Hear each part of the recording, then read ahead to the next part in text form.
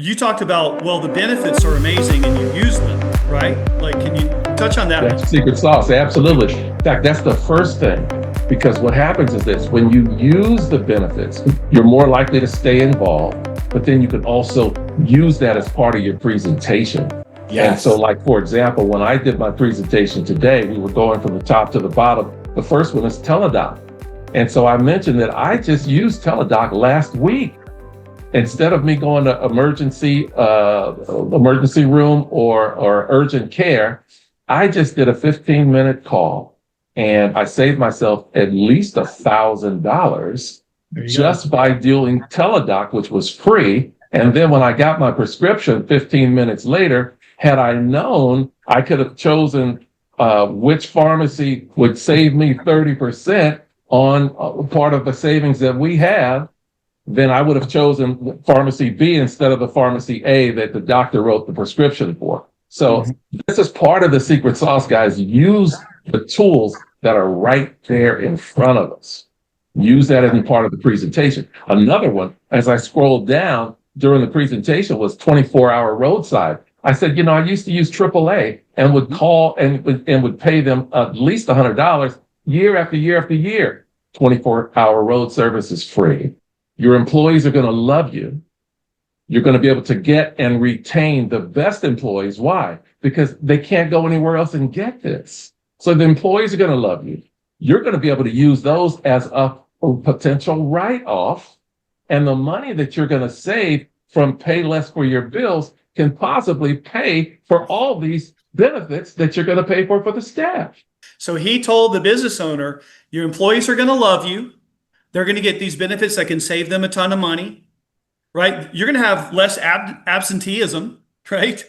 I mean, people can call the doctor, they can do all this. But then he also said, we're also going to reduce your bills, and the money that we save you with pay less for your bills could potentially pay for the benefits for all your employees. Plus, those benefits are a tax deduction. This is what I call a value stack, no-brainer. Once they understand it, they're in. Back to you. All right. So now, let me back up for a minute, because one of the things that I did after I made the appointment on Monday is I said, I'm going to send you an appointment confirmation tomorrow.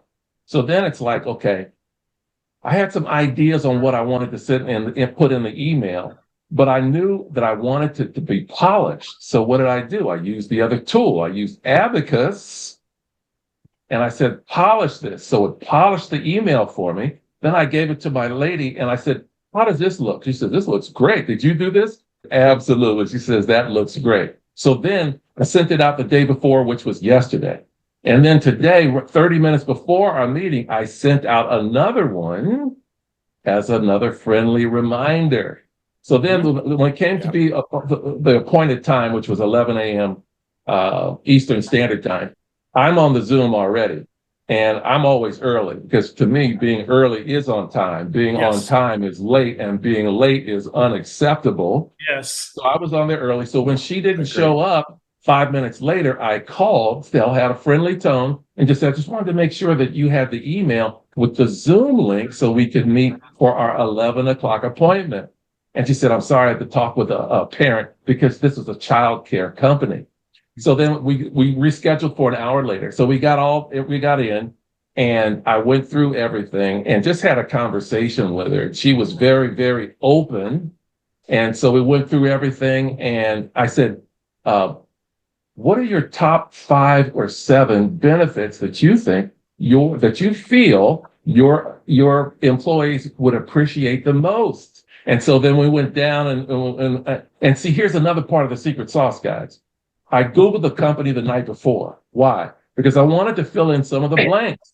A business owner is going to be busy. So I put in the address, I put in the website, I put in the phone number, I put in as much information as I could gather. So when we went through it, I said, is this the correct address? Yes. Is this the correct website? Yes. Went down through the checklist. Yes, yes, yes. And at the end, I said, do I have your permission to give you a free proposal by hitting submit?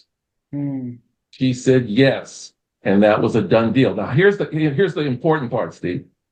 After the call, I called the guy who made the introduction, who's on my team, and he said, yeah, I'm going to get some more for you. And I heard from the business owner she was so excited. She says, "With this works out, I already have other people to refer."